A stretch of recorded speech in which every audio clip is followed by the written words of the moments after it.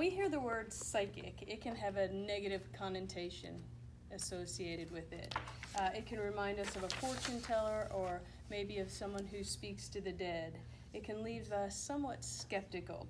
Maria Montessori used the word psychic in somewhat of a different context, referring to the psyche, or one's mind and soul, and the development of one's personality. This development lies outside the concrete and observable development of one's body. We can see our child's physical development every day. That's easy to see.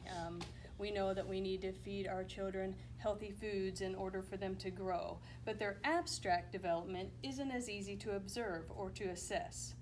Maria Montessori used the term spiritual embryo to describe a newborn when the psychic characters are awakening. The first few years of life are a time of mental creation. A child uses his keen senses every day to learn about the world around him. We watch toddlers who put things in their mouth. We see them touching everything. This is how they're developing their character and their personality through their keen senses. These years are critical, but sometimes as parents, we don't always put much weight on the early years of education. We actually worry sometimes more about where our child's going to attend high school or where they're going to go to college. I quote Maria Montessori from The Absorbent Mind. There are many who hold, as I do, that the most important period of life is not the age of university studies, but the first one, the period from birth to the age of 6. For that is the time when man's intelligence itself, his greatest implement, is being formed. But not only is intelligence the full totality of his psychic powers.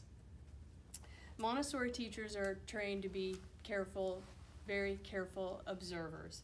We understand the importance of the early education. From birth to adulthood, Dr. Maria Montessori identified what she calls the planes of development. Through careful study and observation, she discovered that human beings progress through a series of planes or stages, each of which exhibit a particular pattern of growth. Each plane of development is an important step in a child's journey. It's the job of teachers and parents to nurture that path. So I thought it would be fun over the next few months to spread the wealth of the Montessori moment. And I thought that each level coordinator can share the characteristics for the planes of development for their level. So they can point out the highlights of the things that they see at their level.